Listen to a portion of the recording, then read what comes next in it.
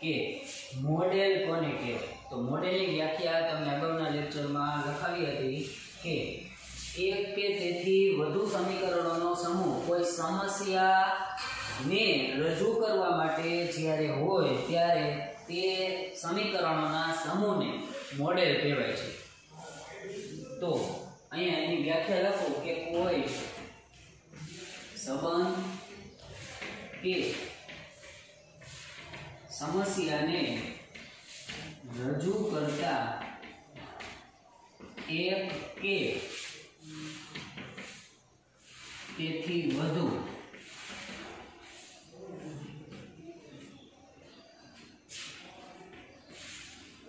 સમીકરણોના સમૂહને મોડેલ કહેવાય છે. સમીકરણોનો સમૂહ આવેલો છે અને આ સમીકરણોના સમૂહને મોડેલ કહેવાય છે. હવે નિયત સંબંધની ગણતરી કરવા માટે પણ નિયત સંબંધનું મોડેલ છે. નિયત સંબંધની ગણતરી કરવા માટે પણ નિયત સંબંધનું મોડેલ છે કે જેના આધારે તમે ભવિષ્યનું અનુમાન કરી શકો. જેના આધારે કોઈ બે ચલ વચ્ચેનું કોઈ એક ચલ ઉપરથી તમે બીજા ચલનું ભવિષ્યનો અંદાજો લગાવી શકો, અનુમાનિત કિંમત મેળવી શકો.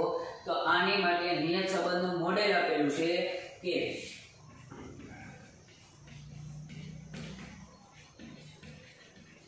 સુરેખ નિયત સંબંધ મોડેલ.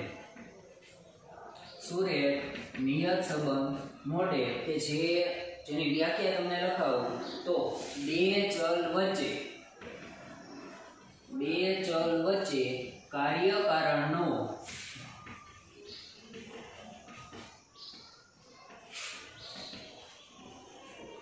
સંબંધ બે ચલ વચ્ચે કાર્યકારણનો સંબંધ ધરાવતા બે ચલ વચ્ચે કાર્યકારણનો સંબંધ ધરાવતા અને આ સંબંધ દર્શાવવા માટે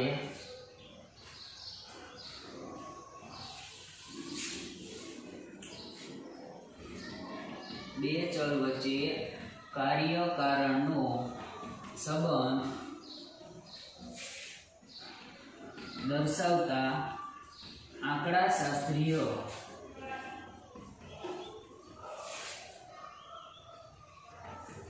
મોડેલને નિયત સંબંધ મોડેલ કહે છે.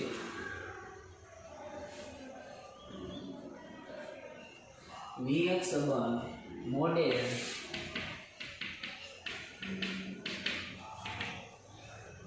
અહીંયા તમને જણાવું તો બે ચલ વચ્ચે કાર્યકારણનો સંબંધ દર્શાવતા આંકડાશાસ્ત્રીય મોડેલને નિયત સંબંધ મોડેલ કહે છે કે જેનું સ્વરૂપ આગળ મુજબ છે. જેનું સ્વરૂપ કંઈક આવું છે: y બરાબર alpha plus beta x plus u. y બરાબર alpha plus beta x plus u. તો અહીંયા y રહ્યો એ નિરપેક્ષ ચલ, આપણે જોયું છે. y રહ્યો એ નિરપેક્ષ ચલ અથવા તો એને બીજો કહેવાશે કે અસરયુક્ત ચલ, જેને બીજી રીતે ઓળખવામાં આવે છે અસરયુક્ત ચલ તરીકે. ત્યાર પછી x ને સાપેક્ષ ચલ કહેવાય છે. x ને સાપેક્ષ ચલ અથવા y ને સાપેક્ષ ચલ અને x ને નિરપેક્ષ ચલ અથવા તો એને બીજું કહેવાય છે કે કારણભૂત ચલ, જેને બીજું નામ ઓળખવામાં આવે છે કારણભૂત ચલ. હવે પ્રશ્ન એ કે આલ્ફા શું? આલ્ફા એક અચળાંક છે. આલ્ફા એક અચળાંક છે જેની કિંમત તમારે મેળવવી પડે છે. જેની કિંમત તમારે મેળવવી પડે છે સૂત્રનો ઉપયોગ કરીને. અને બીટા પણ એક અચળાંક છે. બીટા પણ એક અચળાંક છે. ત્યાર પછી u હોય. u એ વિક્ષેપ ચલ છે. કદાચ પ્રશ્ન પૂછાય કે નિયત સંબંધ મોડેલનો વિક્ષેપ ચલ કયો છે? વિક્ષેપ ચલની અંદર તમારે જવાબ આવશે u, અને u ને ડિસ્ટર્બન્સ ચલ પણ કહેવામાં આવે છે. ડિસ્ટર્બન્સ એટલે આપણને ખબર છે કોઈ વસ્તુ આડી આવી હોય, કોઈ વસ્તુ આડી આવી હોય એવા ચલની જે કિંમત મળે એ ચલને વિક્ષેપ ચલ કહેવાય છે. વિક્ષેપ ચલનું તમને ઉદાહરણ આપું તો કોઈ બે ચલ છે. સૌથી પહેલો ચલ વરસાદ અને ત્યાર પછી તેની સાપેક્ષમાં ઉપજ. હવે બધાને ખબર છે કે વરસાદ એ સાપેક્ષ કહેવાય કે નિરપેક્ષ કહેવાય, કેના કારણે કેમાં વધારો ઘટાડો થયો છે તે જો તો ઉપજને કારણે વરસાદ વધઘટ નથી થઈ. વરસાદમાં વધઘટ થાય તો ઉપજમાં ફેરફાર થાય છે. વરસાદમાં વધઘટ થાય તો ઉપજમાં ફેરફાર થાય છે. હવે વરસાદ 120 સેન્ટીમીટર હોય ત્યારે ઉપજ તમને ટનમાં આપેલી છે. ઉપજ 40 ટન થતી હોય ગમે તે વસ્તુની, ત્યાર પછી 110 સેન્ટીમીટર થયું હોય તો ઉપજ 35 ટન થઈ હોય, પછી 130 સેન્ટીમીટર વરસાદે ઉપજ 42 ટન થતી હોય. તો હવે અહીંયા આપણે જોઈશું, અહીંયા આપણે એક વસ્તુ જોઈશું કે સૌથી પહેલા 40 ટન, ત્યાર પછી 35 ટન અને ત્યાર પછી 42 ટન. વરસાદ નિરપેક્ષ હોવાથી કારણભૂત છે તો તેને x, ઉપજને આપણે કહીશું y. હવે આમાં u સમાયેલો છે. કેવી રીતે? તો અહીંયા જોઈશું 40 થી ઘટાડો થયો 35 સેન્ટીમીટર, 40 થી 35 સેન્ટીમીટરનો ઘટાડો થયો અને ટનનો ઘટાડો થયો અને ત્યાર પછી 35 થી 42. હવે 40 માંથી એટલે કે 5 ટનનો ઘટાડો થયો, ત્યાર પછી સીધો 7 ટનનો વધારો થયો છે. ત્યાર પછી સીધો 7 ટનનો વધારો થયો છે. તો હવે એક વસ્તુ જોઈશું, કન્ટિન્યુ નથી ઘટાડો થતો કે નથી વધારો થતો, વરસાદને આધારે વધઘટ થાય છે. તો હવે જ્યારે પણ નિયત સંબંધની ગણતરીની અંદર અથવા તો સહસંબંધમાં કોઈ કિંમતમાં એક ધારો વધારો કે ઘટાડો ન થતો, એક ધારો વધારો કે ઘટાડો ન થતો હોય તો જે ફેરફાર રહે છે રકમ, એ ફેરફારના માપને વિક્ષેપ કહેવાય છે. ડિસ્ટર્બન્સ કિંમત કહેવાય છે, વિક્ષેપ ચલની કિંમત કહેવાય છે. હવે આપણે જોઈએ છે, માની લો કે 40 થી 35, 35 થી 30, 30 થી 25, ત્યાર પછી 20 આવી કોઈ કિંમત કન્ટિન્યુ બધાયમાં 5-5 ઘટાડો થતો, તો આની માટે જે સહસંબંધનું માપ મળશે, આની માટે જે સહસંબંધનું માપ મળશે તે સંપૂર્ણ સહસંબંધ મળશે.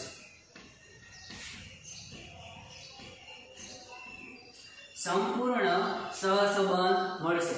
તો હવે અહીં આપણે જોઈએ છીએ કે અહીંયા કોઈ ડિસ્ટર્બન્સ નથી, દર વખતે એક જ ધારો ઘટાડો થાય છે અથવા તો નીચેથી જોઈએ તો એક જ ધારો વધારો થાય છે. તો જ્યારે એક જ ધારો વધારો કે ઘટાડો થતો હોય તો ત્યારે વિક્ષેપ કોઈ હોતો નથી, વિક્ષેપ કોઈ હોતો નથી. અને એક ધારો વધારો ઘટાડો થયો એટલે r નું માપ જે મળશે તમને, r એટલે સહસંબંધ, સહસંબંધનું જે માપ મળશે તે તમને સંપૂર્ણ મળશે. આંશિક બે પ્રકાર તમને કીધા હતા કે આંશિક ઋણ અથવા આંશિક ધન.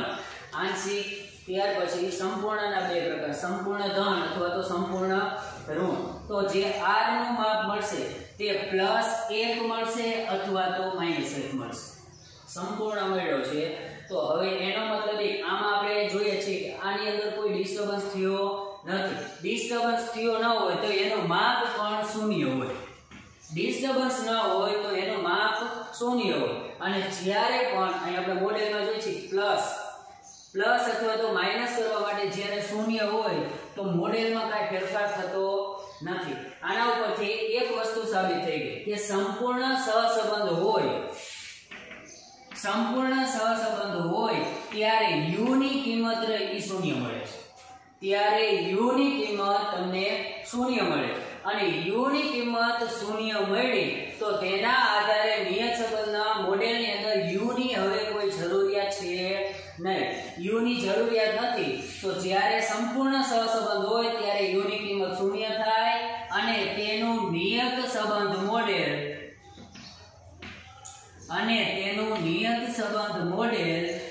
y બરાબર alpha plus beta x plus અહીંયા જે 0 આવે છે એની કઈ જરૂરિયાત છે નહીં, માત્ર આટલું થઈ જશે. આવા પ્રશ્ન ફેરવી કદાચ પૂછવા હોય તો પૂછી શકે કે જ્યારે સંપૂર્ણ સહસંબંધ હોય ત્યારે u ની કિંમત કેટલી, અથવા તો એવો પ્રશ્ન પણ પૂછાય સંપૂર્ણ સહસંબંધ હોય ત્યારે નિયત સંબંધનું મોડેલનું સ્વરૂપ જણાવો. તો નિયત સંબંધ મોડેલનું સ્વરૂપ y = alpha plus beta x, માત્ર આટલું આવશે. અને વાસ્તવિક રીતે જોઈએ બરાબર છે તો દર વર્ષે આપણે એક જ ધારો વરસાદ નથી પડતો કે આપણે એક જ ધારી ઉપજ આવતી નથી. તો અને તમે અગાઉના પ્રકરણમાં પણ ભણી ચૂક્યા છો સંપૂર્ણ સહસંબંધ વાસ્તવિક રીતે અર્થશાસ્ત્ર છે કે ત્યાર પછી ખેતીની અંદર પણ એ વસ્તુ શક્ય નથી. જુદા જુદા ક્ષેત્રની અંદર વેપાર ક્ષેત્ર છે, વાણિજ્ય છે, તો એની અંદર સંપૂર્ણ સહસંબંધ પોસિબલ નથી. કારણ શું કે દર વર્ષે એક જ ધારો નફો ન રહે. વેપાર હોય બરાબર છે તો દર વર્ષે એક જ ધારો નફો ન રહે. કોઈ ને કોઈ કારણસર ધંધાની અંદર ડિસ્ટર્બન્સ થતું હોય, કોઈને કોઈ કારણસર ધંધાની અંદર ડિસ્ટર્બન્સ થતું હોય તો યુ ની કિંમત પણ હશે જ. વાસ્તવિક રીતે જોઈએ તો મોડેલનું સ્વરૂપ આ થશે. કારણ શું સંપૂર્ણ સહસંબંધ વાસ્તવિક રીતે જોઈએ તો શક્ય છે નહીં, અને તેના કારણે જો સહસંબંધ હોય સંપૂર્ણ તો u ની કિંમત શૂન્ય થાય, તેનું મોડેલ પણ ફરી જાય છે, u નીકળી જાય છે. હવે આપણે જોયું કે અચળાંકો આલ્ફા અને બીટા કે એ બંનેના સૂત્ર હોય છે, જે તમારે આગળની રીતમાં અભ્યાસ કરવાનો. સૂત્રના આધારે તમારી કિંમત મેળવવાની છે અને ત્યાર પછી મોડેલમાં મૂકવાની હોય છે. હવે આના પછી નિયત સંબંધની ગણતરી કરવા માટેની મુખ્ય બે રીતો છે કે જેમાં તમને કીધેલું છે અગાઉના લેક્ચરમાં કે વિકર્ણ આકૃતિની રીત એનું કોઈ ખાસ મહત્વ નથી. હા, દાખલાની દ્રષ્ટિએ જોઈએ તો મહત્વ નથી, પરંતુ થિયરી બાબતે આપણને રીત આપેલી છે પાઠ્યપુસ્તકની અંદર. થિયરીના પ્રશ્નો કદાચ વિકર્ણ આકૃતિની રીતમાંથી પૂછાઈ શકે છે. તો હવે આપણે નિયત સંબંધની ગણતરીની શરૂઆત કરીએ, બંને રીતોનો અભ્યાસ કરીશું. તો એની અંદર સૌથી પહેલી રીત વિકર્ણ આકૃતિની રીત. ચાલો વિદ્યાર્થી મિત્રો, હવે તમે કીધું કે નિયત સંબંધની ગણતરી કરવા માટે મુખ્યત્વે બે રીતો છે, જેની અંદર પહેલી રીત છે વિકર્ણ આકૃતિની રીત અને બીજી રીત છે ન્યૂનતમ વર્ગોની રીત. હવે એની અંદર જેના દાખલા નથી આવતા એવી રીત છે વિકર્ણ આકૃતિની રીત, જેનો અભ્યાસ આપણે અત્યારે કરીશું. તો તેની અંદર જોઈએ તો સૌથી પહેલા તો આલેખની ખબર હોવી પડે. અને તમે પ્રકરણ નંબર 2 કે જે સહસંબંધ છે, સહસંબંધની અંદર પણ તમે વિકર્ણ આકૃતિની રીત જોઈ કે જેમાં આલેખનો ઉપયોગ થતો. હવે રકમ તમને કેવી આપેલી હોય, રકમ આપી હોય, કોઈ ચલ x આપેલો હોય એની સાપેક્ષે y ચલ આપેલો. હવે x અને y એની કિંમત આપેલી હોય છે. x રહ્યો અગાઉ કીધું એ પ્રમાણે નિરપેક્ષ અને y સાપેક્ષ. x ની કિંમત 10, 12, 14, 18 અને 20 આવી આપેલી છે, જ્યારે y ની કિંમત 32, 35, 36, 39, 42 અને 46 આવી કિંમત આપેલી છે. વિકર્ણ આકૃતિની મદદથી તમારે નિયત સંબંધની તમારે ગણતરી કરવી હોય તો એની ગણતરી માટે સૌથી પહેલા તો x અક્ષ અને y અક્ષ આ આલેખની અંદર આવે છે. x અક્ષ ઉપર નિરપેક્ષ ચલની કિંમત લેવાની અને y અક્ષ ઉપર સાપેક્ષ ચલની કિંમત લેવાની. હવે અહીં આપણે જોઈએ તો જોડ આપેલી છે બધી, ટોટલ 3, 4, 5 અને 6 જોડ આપેલી છે, જેની અંદર x લ્યો અહીંયા x1 તો એની સાપેક્ષે y1, x2 એની સાપેક્ષે y2, પછી x3 y3, x4 y4, x5 y5, ત્યાર પછી x6 અને y6. ટોટલ 6 જોડ આપેલી છે તમને જુદી જુદી કે x1 y1, x2 y2. આવી જોડને x અક્ષ ઉપર x ચલની નિરપેક્ષ ચલની કિંમત દર્શાવવાની અને y અક્ષ ઉપર સાપેક્ષ ચલની કિંમત દર્શાવવાની. તો હવે સૌથી પહેલા તો y અક્ષ ઊભો હોય છે, ઊભા અક્ષ તરીકે જેને વર્ટિકલ પણ કહેવાય તો y અક્ષ અને જે બીજો ચલ લે છે આડો જે હોરિઝોનલ તો તેને કહેવાય છે x અક્ષ. હવે તમે શું કરશો તો કે x અક્ષ ઉપર નિરપેક્ષ ચલની જુદી જુદી કિંમત લખશો કે 10 12 14 16 18 20 પ્રમાણમાં ગણે.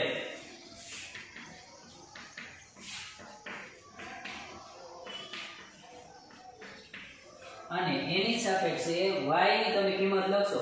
y ની કિંમત તમે તમારી રીતે સેટ કરો જે અગાઉ સહસંબંધમાં શીખવાડી દીધું છે કેવડો ગેપ કેવી રીતે નક્કી કરવો તે. તો હવે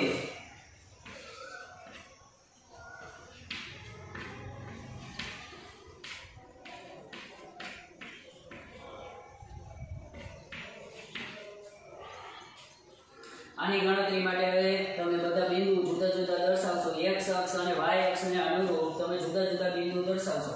x1 તમને 10 આપેલો છે અને y1 તમને 32 આપેલો છે તો 10 ની સાપેક્ષે 32. ત્યાર પછી x2 12 આપેલો છે અને y2 35 આપેલો છે તો x2 અને y2. ત્યાર પછી 36 39 42 અને છેલ્લે 46. બધા બિંદુઓ તમે સૌથી પહેલા x અક્ષને અનુરૂપ y અક્ષના બિંદુઓ દર્શાવશો અને તેના પરથી એક સુરેખા પસાર કરવામાં. એક રેખા બધા બિંદુઓની આસપાસ અથવા તો એની વચ્ચેથી એક રેખા પસાર કરવામાં આવે. હવે રેખા જોઈએ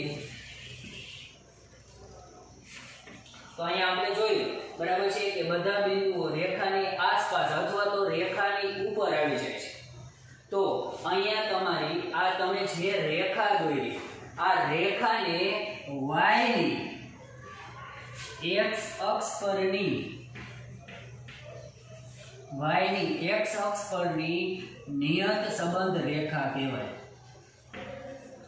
નિયત સંબંધ રેખા કહેવાય છે. સૌથી પહેલા કેના આધારે તો કે x ના આધારે. કેના આધારે? x ના આધારે. કોની કિંમત તો કે y ની કિંમત. તો કોની? y ની રેખા પણ કેના આધારે? x ની. y ની x પરની નિયત સંબંધ રેખા કહેવામાં આવે છે. યાદ રાખજો અનુમાનિત કિંમત મેળવી છે y ની પરંતુ આધાર તરીકે લઈ છે કોને અનુરૂપ મેળવી છે? x ને અનુરૂપ આપણે y ની કિંમત મેળવવાની અથવા તો એનું ભવિષ્યમાં અનુમાન કરવાનું છે. તો માટે કહેવાય આ રેખાને કહેવાય છે y ની x પરની નિયત સંબંધ રેખા. હવે આને આગળ જોઈએ તો આલેખની અંદર બે ફાયદા છે. આ રીતની અંદર આલેખવાળી રીત કે જેને વિકર્ણ આકૃતિની રીત પણ કહેવાય. આ રીતની એક ફાયદો છે અને સાથે સાથે એની મર્યાદા છે. એ તો ખબર જ છે બધાને કે ફાયદા હોય ને એટલે કંઈક મર્યાદા હોય પણ. તો પહેલો ફાયદો એ કે આમાં તમારે કઈ ગણતરી કરવી નથી પડી. સીધી ખબર છે કે x અક્ષ દોરી નાખો, y અક્ષ દોરી નાખો. દોરાઈ ગયા પછી બધે બિંદુ દર્શાવી દીધા જે હતા એને આધારે બિંદુ દર્શાવી દીધા. x1 ની જોડ y1 સાથે, x2 ની y2 સાથે. જેટલી આપી હોય ગમે તેટલી આપી હોય n સુધી અનલિમિટેડ જે જોડ આપેલી છે એ જોડને આધારે તમે બિંદુ દર્શાવી દીધા. બધા બિંદુ દર્શાવ્યા પછી બિંદુની આસપાસ અને થોડા જુદા બિંદુ બરાબર જો સુરેખા ઉપર હોય તો એની ઉપર જ પસાર. પરંતુ જો બિંદુ આગા પાછા હોય બરાબર છે તો બિંદુની આસપાસ એની વચ્ચેથી એક રેખા પસાર કરે. વચ્ચેથી રેખા પસાર કરી નાખી એટલે દાખલો પૂર્ણ થઈ ગયો. દાખલો પૂર્ણ થઈ ગયો. હવે આ રીતનો ફાયદો પહેલો કે આમાં ક્યાંય ગણતરી કરવી પડતી નથી. ક્યાંય તમારે કોઈ સૂત્ર મૂકવું પડ્યું કે કેલ્ક્યુલેટરની મદદ લેવી પડી એવું કઈ જરૂરી છે નહીં. માટે પહેલો ફાયદો ગણતરી કરવી પડતી નથી અને આપણે બધાને જેમ બધું સસ્તું પડે બરાબર એમ મજા આવે. માટે આ રીત કેવી કહેવાશે? બીજો ફાયદો આ રીત પ્રમાણમાં સહેલી છે. સહેલી અથવા તો સરળ છે. આ રીત પ્રમાણમાં સરળ છે. ત્યાર પછી હવે આનો ફાયદો આ છે વિકર્ણ આકૃતિમાં અને પ્રમાણમાં રીત સહેલી છે. તો હવે આની મર્યાદા શું?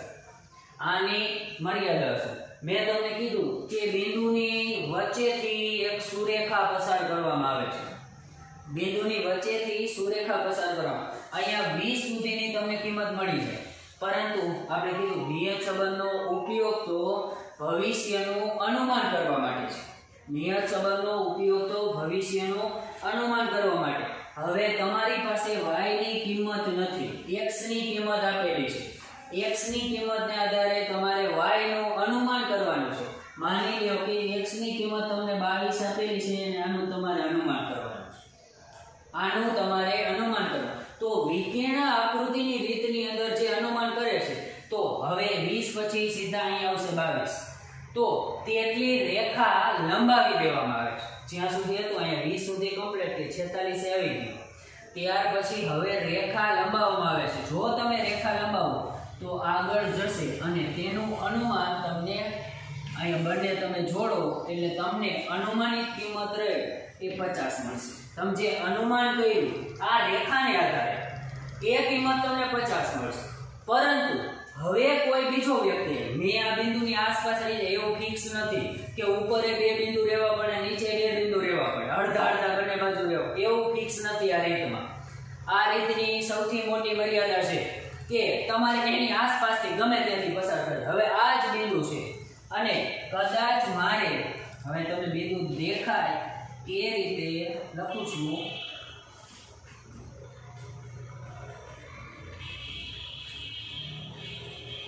અહીંથી મેં સુરેખા પસાર કરી એ તો બરાબર છે. કોઈ બીજો વ્યક્તિ આવે મારા બદલે, એને કદાચ એવો પ્રશ્ન થયો છે કે મારા પેલા બિંદુ ઉપરથી પસાર થાય એવી રેખા પસાર કરે, તો એ પેલા બિંદુથી ઉપર પસાર થાય એવી રેખા ગમે તે અંદાજથી તમારે દોરવાની છે, તમે તમારી રીતે દોરી શકો. તો અહીંયા એ વ્યક્તિ બીજો વ્યક્તિ જે આવ્યો, આ બીજા વ્યક્તિએ બીજી રેખા દોરી, બીજી રેખા દોરી. હવે એનું કદાચ તમે અનુમાન કરો તો એના અનુમાનની રેખા તમે લંબાવશો તો તમને એની અનુમાનિત કિંમત રહે એ કંઈક 48 મળશે. 50 અને 46 ની વચ્ચે છે એટલે સ્વાભાવિક 48.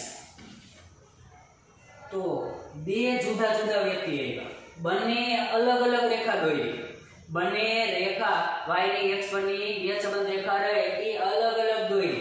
તો તેના પરિણામે જે અનુમાનિત કિંમતો રહે એ પણ જુદી જુદી મળશે. આની સૌથી મોટી મર્યાદા. હા, કદાચ સૂત્ર હોય તો બધા માટે એક જ વસ્તુ છે, સૂત્ર મૂક્યું એટલે બધાને ફરજિયાત એ જ સૂત્રથી ગણતરી કરવી પડશે તો જ નિયત સંબંધ રેખા મળશે. અને જો સૂત્ર મૂકી ગણતરી સાચી હોય, જો સૂત્ર મૂકી અને ગણતરી સાચી હોય તો બધાનો જવાબ એક સરખો જ આવશે. બધાનો જવાબ એક સરખો જ આવશે. માની લો જવાબ અનુમાનિત કિંમત જે અનુમાન કરવાનું છે એ કિંમત 50 મળતી હોય તો બધાને 50 જ હશે. જેની ગણતરી ખોટી હોય એનો જવાબ સરખો ન આવે, એને કંઈક અલગ જ આવ્યો હોય. તો આની આગળ જોઈએ, બરાબર. સૌથી મોટામાં મોટી મર્યાદા અથવા તો ગેરલાભ કેવો તો ગેરલાભ એ કહી શકો કે જુદા જુદા વ્યક્તિઓ દ્વારા જુદી જુદી સુરેખા દોરવામાં આવે છે, તેથી અનુમાનિત કિંમતો પણ જુદી જુદી મળે છે. અનુમાનિત કિંમતો પણ જુદી જુદી મળે છે. વિકર્ણ આકૃતિની રીતની મર્યાદા જણાવો.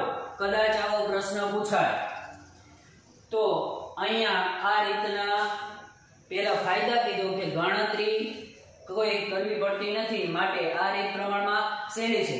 અને આની જ મર્યાદા કે આ રીતમાં જુદા જુદા વ્યક્તિઓ દ્વારા અનુમાનિત કિંમતો જુદી જુદી મળે છે. કારણ કે જુદા જુદા વ્યક્તિઓ દ્વારા જે રેખા દોરવામાં આવી તે રેખા અલગ અલગ હોઈ શકે છે. હવે અહીંયા આ રીત માટે થિયરી છે કે કઈ IMP હતી, બરાબર છે, તે કહી દીધી છે. હવે જે બીજી રીત છે, બીજી રીત રહી તે ન્યૂનતમ વર્ગોની. બીજી રીત જે છે તે ન્યૂનતમ વર્ગોની રીત છે કે જેનો આપણે અભ્યાસ કરવાનો છે. ચલો વિદ્યાર્થી મિત્રો, રીત નંબર 2 કે જે સૂત્ર બેઝિક છે. આપણે વિકર્ણ આકૃતિની રીતમાં જોયું કે બે અલગ અલગ વ્યક્તિ આવ્યા તો જે અનુમાનિત કિંમત રહી, ભવિષ્યમાં અનુમાન કરવા માટે તો નિયત સંબંધ ચેપ્ટર છે, બરાબર છે. તો અનુમાનિત કિંમત રહી અલગ અલગ મળે છે. હવે બીજું પણ હતું, એમાં કોઈ સૂત્ર કે કોઈ વસ્તુ આવતું નથી. અને જો અનુમાનિત કિંમતો સરખી મેળવવી હોય તો ફરજિયાતપણે સૂત્રનો ઉપયોગ કરી બધા માટે એક સરખું સૂત્ર હોવું જોઈએ. બરાબર છે, કે જેના કારણે બધાના જે અનુમાન કરેલી કિંમત છે, જે અંદાજો લગાવેલી કિંમત છે, તે કિંમત બધાને સરખી મળે. તો એ મર્યાદા દૂર કરવા માટે આ રીત છે કે રીત નંબર 2. તો હવે જેની અંદર સૌથી પહેલા તો સૂત્ર છે કે y ની x પરની નિયત સંબંધ રેખા. આ રેખા દ્વારા આપણે વિકર્ણ આકૃતિની અંદર જોયું તો રેખા દોરી અને જો રેખાને લંબાવો તો ભવિષ્યનું અનુમાન થાય. તો આ રેખાની મદદથી જ તમે ભવિષ્યનું અનુમાન કરી શકશો. જ્યાં સુધી આ રેખા તમારી પાસે નહીં હોય ત્યાં સુધી તમે અનુમાન કરી શકશો નહીં. હવે પ્રશ્ન એ કે આવ્યું ક્યાંથી?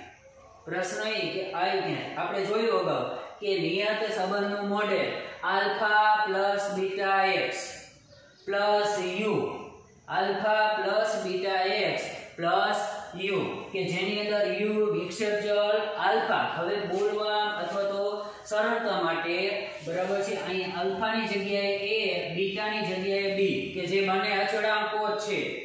બંને a અને b બંને શું છે તો કે અચળાંકો. અને આ અચળાંકોની કિંમત મેં તમને અગાઉ કીધું હતું નિયત સંબંધના મોડેલમાં કે અચળાંકોની કિંમત રહી તમારે સૂત્રની મદદથી મેળવવી પડશે. અને x રહ્યો એ નિરપેક્ષ ચલ, y રહ્યો એ સાપેક્ષ ચલ. પણ હજી એક પ્રશ્ન છે કે આ y કે એની ઉપર જે એરો રહ્યો, એરો જેવું છે એને શું કહેવાય? જનરલી બધાય એને કેપ બોલે છે. પરંતુ ગાણિતિક રીતે જોઈએ તો તે સંકેત કેરેટનો છે. જેને y કેરેટ કહેવાય છે. પરંતુ આપણે બધાએ y કેપ જ બોલવાનું છે.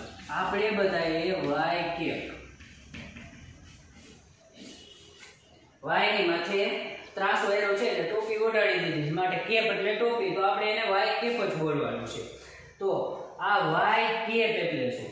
તો જે અનુમાન કરવા માટે જે અનુમાનિત કિંમત હોય, અનુમાન કરેલી જે કિંમત હોય એ કિંમતને y કેપ કહેવાય. એ કિંમતને y કેપ. તમને રકમની અંદર જે બે જુદી જુદી કિંમતો આપેલી હોય, બરાબર છે, પેલું x નું કોલમ આપ્યું હોય, બીજું y નું કોલમ આપ્યું હોય, તો આની અંદર y બોલાશે. પરંતુ હજી x ને આધારે મેં તમને ઉદાહરણ આપ્યું છે કે કોઈ વસ્તુનું તમારે x ના આધારે y નું અનુમાન કરવું હોય કે આટલો વરસાદ હોય તો કેટલી ઉપજ થશે, હજી થઈ નથી, કેટલી ઉપજ થશે, તો તમે ત્યારે જે કિંમત મેળવી થશે એવો હજી થઈ નથી ભવિષ્યમાં, તો તે કિંમતને તમે y તરીકે ન દર્શાવી શકો, કારણ કે એ કિંમત રહી અનુમાન કરેલી છે, હકીકતમાં છે નહીં. અને અહીંયા તમને જે રકમો આપેલી એ હકીકતની અંદર જે વસ્તુ થઈ ગઈ છે ભૂતકાળની અંદર, એ વસ્તુની કિંમતો આપેલી. માની લો કે 2017 ની અંદર ઉપજ 18 ટન, પછી 2018 ની અંદર 20 ટન, 2019 ની અંદર 40 ટન, ત્યાર પછી 2020 ની અંદર 38 ટન. હજી 2021 આવ્યું નથી, 2021 આવેલું છે નહીં, પરંતુ તમારે તેનો અનુમાન કરવાનું છે. 2021 ની કિંમત મેળવો, 2021 ની કિંમત મેળવો. તો આ અનુમાનિત કિંમત રહી. માની લો તમે આની ગણતરી પરથી તમારે અનુમાન તમને મળ્યું, તો તમે તેને y તરીકે ન દર્શાવી શકો. મેં અગાઉની રીતમાં કીધું કે y1 x1 y2 x2, પણ અહીંયા અનુમાનિત કિંમત જો હોય તો તેને y કેપ તરીકે દર્શાવાય છે. એટલે કે અંદાજો લગાવેલી કિંમત.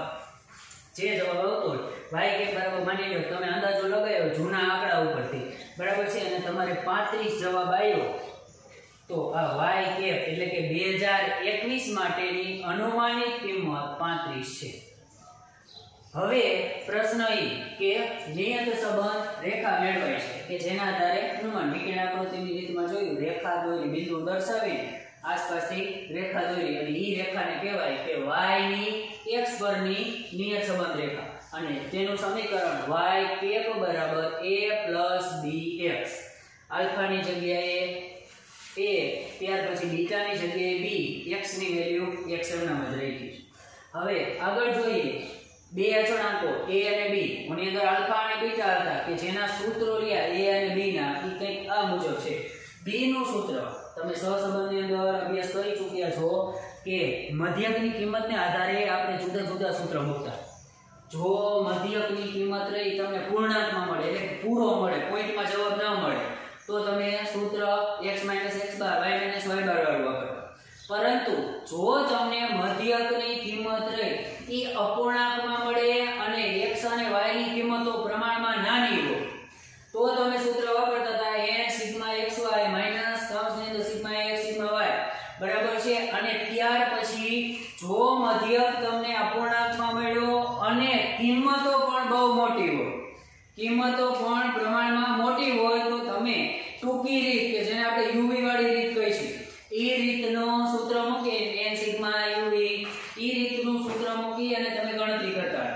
હવે અહીંયા નિયત સંબંધ કે જેની અંદર તમારે રેખા મેળવવી પડે છે અને રેખાને આધારે તમે રેખાને લંબાવી અને અનુમાન કરી શકો છો. તો સૌથી પહેલા y ની x પરની નિયત સંબંધ રેખા તમને સમજાવી. હવે b નું સૂત્ર કે મધ્યક જ્યારે પૂર્ણાંક મળે, પૂરો મળે યાદ રાખજો, મધ્યક જ્યારે પૂર્ણાંક મળે ત્યારે તમારે સૂત્ર વાપરવાનું છે b બરાબર સિગ્મા x - x બાર y - y બાર ત્યાર પછી છેદની અંદર સિગ્મા x - x બાર નો સ્ક્વેર. આ સૂત્ર ક્યારે વાપરવાનું તો કે મધ્યકની કિંમતો કેવી મળતી હોય, પૂર્ણાંક મળતી. અને મધ્યકની કિંમતો જો તમને x બાર અને y બાર જે મેળવો, x બાર અને y બાર નું સૂત્ર તમને ખબર જ છે સિગ્મા y ના છેદમાં n અને x બાર નું સૂત્ર સિગ્મા x ના છેદમાં n. આને આધારે આ બધા સૂત્ર નક્કી થશે ક્યાં મૂકવા અને ક્યાં નહીં. ત્યાર પછી b ની અંદર બીજું સૂત્ર કે જો તમને મધ્યકની કિંમતો રહે એ પૂર્ણાંક ન મળી એટલે કે તમારો જવાબ રહ્યો ની પોઈન્ટમાં આવ્યો તો પોઈન્ટમાં જ્યારે જવાબ આવે ત્યારે સૂત્ર ફરી જશે અને b ની કિંમતનું સૂત્ર મૂકવાનું થશે n sigma xy minus sigma x sigma y છેદની અંદર n સિગ્મા x નો સ્ક્વેર માઈનસ કૌંસની અંદર સિગ્મા x નો વર્ગ. આ સૂત્ર ક્યારે તો કે મધ્યક અપૂર્ણાંક મળ્યો હોય ત્યારે. અને સહસંબંધની જેમ ત્રીજી રીત ટૂંકી રીત, અપૂર્ણાંકમાં મધ્યક હોય અને કિંમતો પ્રમાણમાં બહુ મોટી હોય તો ત્યારે ટૂંકી રીતનો ઉપયોગ થાય છે. ઈ સૂત્ર થશે n સિગ્મા uv માઈનસ કૌંસની અંદર સિગ્મા u બીજા કૌંસની અંદર સિગ્મા v છેદની અંદર n સિગ્મા u નો સ્ક્વેર માઈનસ સિગ્મા x નો સ્ક્વેર. અત્યારે આ બે રીતનો અભ્યાસ કરવાનો છે માટે આ બે સૂત્ર લખાયા છે. જ્યારે પણ ટૂંકી રીતનો અભ્યાસ થશે આપણે કરશું ત્યારે તમને ટૂંકી રીતનું સૂત્ર લખાવીશ અને સમજાવીશ. અત્યારે આ બે સૂત્ર મધ્યક પૂર્ણાંક મળ્યો હોય તો આ સૂત્ર, અપૂર્ણાંક મળ્યો હોય તો xy વાળું સૂત્ર. અને ત્યાર પછી અહીંયા ફેરફાર છે. હવે કદાચ બધાય સૂત્ર ફરતા હોય તો યાદ રાખવું મુશ્કેલ બને છે. એક જ સૂત્ર એવું છે કે જેની અંદર તમારે નક્કી કરવું પડશે કયા સૂત્રથી ગણતરી કરવી. બાકીના બધા જ સૂત્ર એના નિયત સંબંધ રેખા મેળવવા માટે આ બધી મહેનત કરવી પડશે. આ સૌથી છેલ્લે મળશે, પહેલા અચળાંકો મેળવવા પડે. આપણે જોયું a અને b આની અંદર આવેલો તો b કેમ મળે એ તમને સમજાયું. બે સૂત્ર યાદ રાખજો. અત્યારે ત્રીજું હજી આવશે એ યાદ રાખવાનું છે પણ અત્યારે આપણે એ રીતે નથી જોવાનું. પહેલી રીત છે કે મધ્યક કેવો પૂર્ણાંક મળ્યો, પૂર્ણાંક મળ્યો x - x બાર y - y બાર અને છેદની અંદર x - x બાર નો સ્ક્વેર.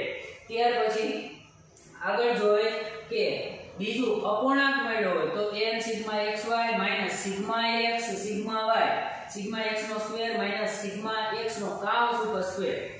હવે પ્રશ્ન આવ્યો a નું સૂત્ર શું? a નું સૂત્ર બધાની અંદર ફરજિયાત કે a બરાબર y બાર માઈનસ bx બાર. આ સૂત્ર કમ્પલસરી બધાયમાં લાગુ પડે. a ની કિંમત મેળવો એટલે આ સૂત્રનો ઉપયોગ થશે. એમાં કઈ ફેરફાર નથી. તમે b કેમ મેળવો છે, મધ્યક કેવો છે એ નથી જોવાય. એ આવ્યો એટલે આ સૂત્ર મૂકી દેવાય. એ મેળવવાનો થયો એટલે આ સૂત્ર મૂકી દેવાય. હવે આગળની ગણતરી છે તો કે આપણે જ્યાં પહોંચવાના હતા આપણી પાસે x ની કિંમતનો આપણે એને આધારે y નો અંદાજો લગાવવાનો છે. તો તમને રકમની અંદર કીધેલું જ હશે. અહીંયા મેં તમને કીધું, હમણાં ઉદાહરણ આપ્યું હતું 2021 માટે અનુમાન કરો. તો તમારે 2021 માટેની જે x ની કિંમત નક્કી થતી હોય, કેવી રીતે નક્કી કરવી એ આગળ કહીશ. એ નક્કી થતી હોય x ની કિંમત મૂકશો એટલે તમને y ની અનુમાનિત કિંમત, યાદ રાખજો y કેપ, અનુમાનિત કિંમત તમને મળી જશે. હવે આ રીતની ગણતરી કરવા માટે જે આખી પ્રોસેસ રહી, બરાબર છે, એ તમને હમણાં થોડી વાર પછી સમજાવું છું. પરંતુ સૌથી પહેલા એક પ્રશ્ન આવશે બધાના મનમાં કે આમાંથી નિયત સંબંધનું મોડેલ જે હતું એ તો y બરાબર alpha plus beta x plus u, જેની અંદર u તમને કીધો તો ડિસ્ટર્બન્સ છે. u શું છે? ડિસ્ટર્બન્સ છે. ડિસ્ટર્બન્સ એટલે કે કોઈ કારણોસર વધઘટ થતી હોય તો એ વધઘટનું માપ દર્શાવે છે. તો આગળ જોઈએ કે હવે એ ડિસ્ટર્બન્સ ચલ ક્યાં ગયો એ તમને સમજાવીશ, પરંતુ ત્યાર પહેલા એ કે આ રીતનું નામ કેવી રીતે પડ્યું, ન્યૂનતમ વર્ગોની રીતો. હવે પહેલા સૂત્ર સમજાવ્યા અને હવે નામ સમજાવું છું. તો એની માટે જોઈએ અહીંયા કે y ની x પરની નિયત સંબંધ રેખાના અચળાંક. એટલા માટે તમને સૂત્ર સમજાય. અચળાંકો એટલે શું? તો હવે અહીંયા પહેલા y ની x પરની નિયત સંબંધ રેખા શું?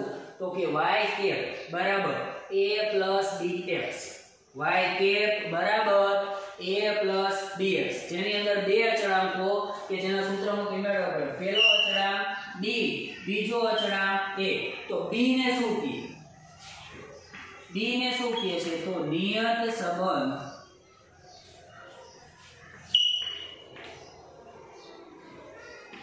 નિયત સંબંધાંક. b ને શું કહે છે? નિયત સંબંધાંક. અને a ને નિયત સંબંધ રેખાનો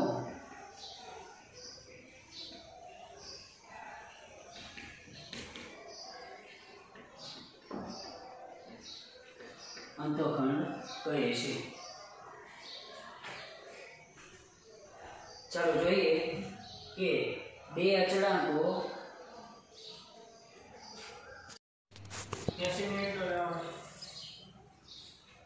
ચાલો આપણે જોયું કે y ની x પરની નિયત સંબંધ રેખા a bx છે, જેની અંદર બે અચળાંકો a અને b.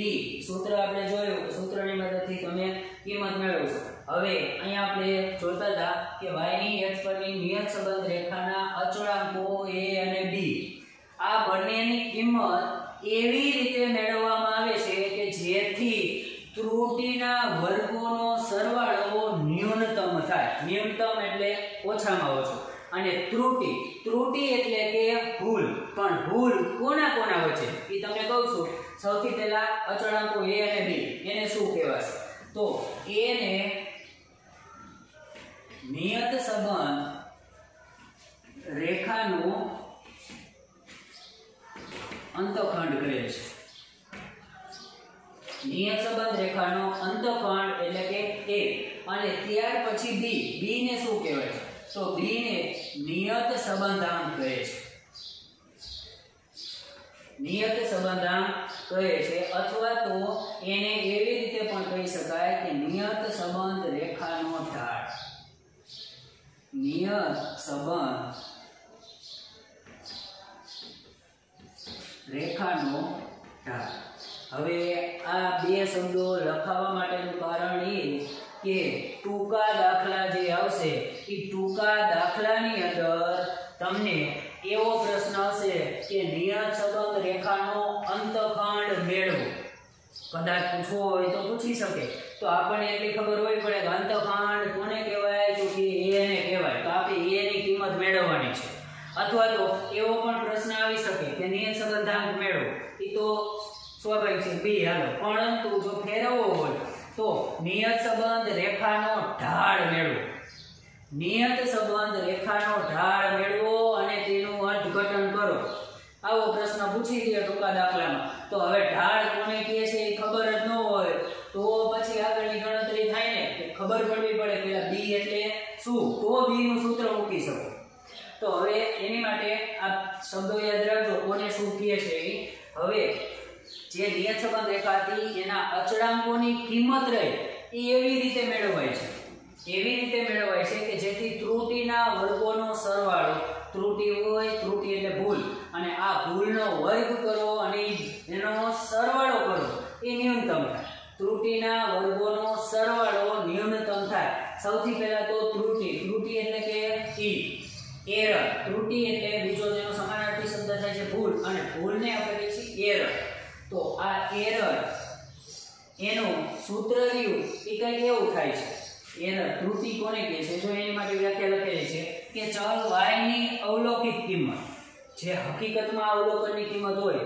એને તો આપણે સ્વાભાવિક છે y જ કહેતા હતા અગાઉ તમને કીધું એ પ્રમાણે અવલોકનની કિંમત હોય તો એને y કહેવાય અવલોકિત કિંમત અને અનુમાનિત કિંમતને તમને અગાઉ કીધું અનુમાનિત કિંમતને શેના વડે દર્શાવી તો કે y કેપ વડે તો અવલોકિત કિંમત અને અનુમાનિત કિંમત વચ્ચેનું જે ઊભું અંતર છે આ ઊભા અંતરને ત્રુટિ કહે છે ઊભા અંતરને ત્રુટિ કહે છે માટે માઈનસ ઊભું અંતર કેવી રીતે ઈ જોઈએ તો તમારે એક વસ્તુ જોવું પડશે કે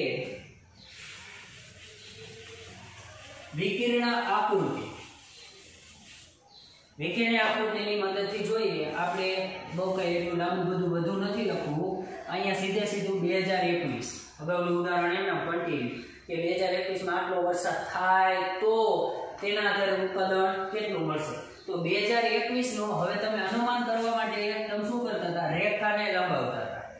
તમે શું કરતા હતા રેખાને લંબાવતા તમે અનુમાન કરી નાખ્યું અનુમાન કર્યું તમારે અનુમાનનો જવાબ આવ્યો 50 ટન અનુમાનનો તમારી પાસે જવાબ આવ્યો છે 50 ટન પરંતુ 2021 ની અંદર હકીકતમાં જે વસ્તુ થઈ છે એ હકીકતની અંદર કંઈક તમને 48 ટનની જ ઉપજ થઈ છે હકીકતમાં ઉપજ થઈ છે 48 ટનની અને તમે અનુમાન કર્યું તો 50 ટન તો હવે તમારા અનુમાનની અંદર જે ભૂલ પડી કેટલા ટનની ભૂલ પડી 2 ટન એ ભૂલને ત્રુટિ કહે છે અનુમાન કરવામાં અને હકીકતમાં આ બંનેમાં જેટલો ફેરફાર રહે ડિફરન્સ રહે એ ડિફરન્સને ત્રુટિ કહે છે અને આ ત્રુટિ બધા અવલોકન માટે ત્રુટિ મેળવવામાં આવે 2017 ની કિંમત હોય તો પહેલા એનું અનુમાન કરી અને પછી હકીકતમાં 2017 માં જેટલું થયું હોય 2018 નું પહેલા અનુમાન કરે હજી આવ્યું ન હોય ત્યારે અનુમાન કરી નાખે અનુમાન કર્યા પછી કાયદેસરની કિંમત લખે 2019 નું પણ અનુમાન કર્યા પછી કાયદેસરની જે કિંમત મળી હોય એ કિંમત લખે અને એવી રીતે બધા વર્ષ માટે સૌથી પહેલા ત્રુટિ મેળવે અને આ ત્રુટિનો વર્ગ કરે એના વર્ગનો સરવાળો લે ઈ સરવાળો રહ્યો ને ઓછામાં ઓછો ટૂંકમાં કહેવાનો મતલબ એટલો કે અનુમાન કરવામાં દર વર્ષે ભૂલ રહીને ઈ ન્યૂનતમ રહે આવો પ્રયાસ કરવામાં આવે અનુમાન કરવામાં એટલે કે અંદાજો દર વર્ષે એક જ ધારો આવ્યો હતો સરખો જ રહેતો અંદાજામાં બહુ એટલો બધો ફેરફાર રહેવો પડે નહીં અને એનો સરવાળો જે ભૂલનો સરવાળો ન્યૂનતમ થાય આ ન્યૂનતમ થાય એવી રીતે અચળાંકો a અને b ની કિંમત મેળવવામાં આવે અને આ સરવાળો ન્યૂનતમ થતો હોવાથી જ આ રીતને ન્યૂનતમ વર્ગોની રીત કહે છે હવે આપણે જોઈએ કે ત્રુટિને આપણે દર્શાવ્યું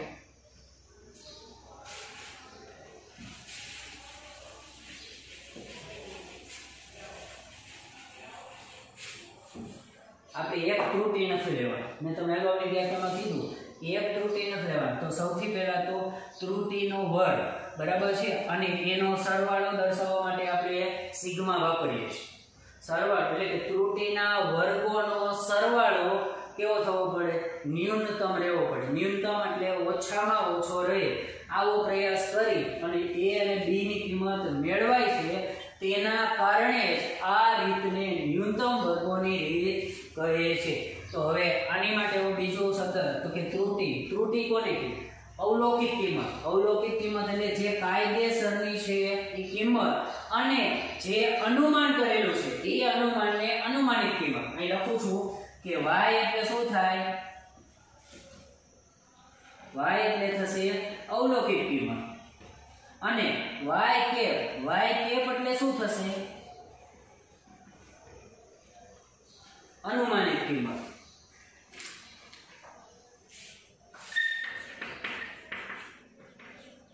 અનુમાન કરેલી કિંમત તો કે y કેપ, અવલોકિત કિંમત તો y એટલે કાયદેસર જે મળ્યું છે તે y કેપ એટલે તમે જે અનુમાન કરેલું હતું એ. હવે આનું સૂત્ર તમને કીધું કે આ બંને વચ્ચેનું અંતર કેવું? ઊભું અંતર, અને એ ઊભા અંતરને ત્રુટિ કહે છે. અવલોકિત કિંમત અને અનુમાનિત કિંમત વચ્ચેના ઊભા અંતરને ત્રુટિ કહે છે અને આ ત્રુટિ રહી એના વર્ગોનો સરવાળો ઓછામાં ઓછો એટલે કે ન્યૂનતમ થાય એવી રીતને, બરાબર છે, ન્યૂનતમ વર્ગોની રીત કહે છે. તો અહીંયા ત્રુટિનો વર્ગ e ની જગ્યાએ હું સૂત્ર મૂકી શકું તો કે y - y કેપ અને એનો સ્ક્વેર એનો સિગ્મા. હવે y કેપ ની જગ્યાએ તમે એનું સૂત્ર મૂકી શકો છો તો y કેપ ની જગ્યાએ સિગ્મા y માઈનસ કૌંસની અંદર y કેપ એટલે અનુમાન કરવા માટેની જે નિયત સંબંધ રેખા હતી એ રેખાનું સૂત્ર a + bx. હવે અહીંયા મોટા કૌંસનો ઉપયોગ કરું છું અને આનો સ્ક્વેર. આગળ માઈનસની નિશાની છે, કૌંસ ખુલ્લા કરશો એટલે તમને મળશે સિગ્મા કૌંસની અંદર y બધી નિશાનીઓ ભરી જાય માઈનસ bx નો સ્ક્વેર. આ સરવાળો રહ્યો ને એ ઓછામાં ઓછો થાય એવા પ્રયાસ કરી a અને b ની કિંમતો મેળવવામાં આવે છે. ચાલો વિદ્યાર્થી મિત્રો, અહીંયા આ રીતની સમજૂતી પૂરી, પરંતુ હજી એક વસ્તુ બાકી રહી છે કે ઘણી વખત તમને એવું કહેવામાં આવે છે, રકમની અંદર જ કહી દીધું હોય કે અર્થઘટન કરો, અથવા તો એક વાક્યના પ્રશ્નની અંદર તમને b ની કિંમત આપી હોય કે જો b બરાબર 1 હોય અથવા તો b બરાબર -2 હોય તો તેનું અર્થઘટન કરો, આવો પ્રશ્ન પૂછાય છે. તો એની માટે આપણે અત્યારે જોઈ લેશું કે b નું અર્થઘટન શું, અને આ અર્થઘટન શીખી ગયા પછી આપણે આગળના જે દાખલા રહ્યા એ દાખલા શરૂ કરીશું.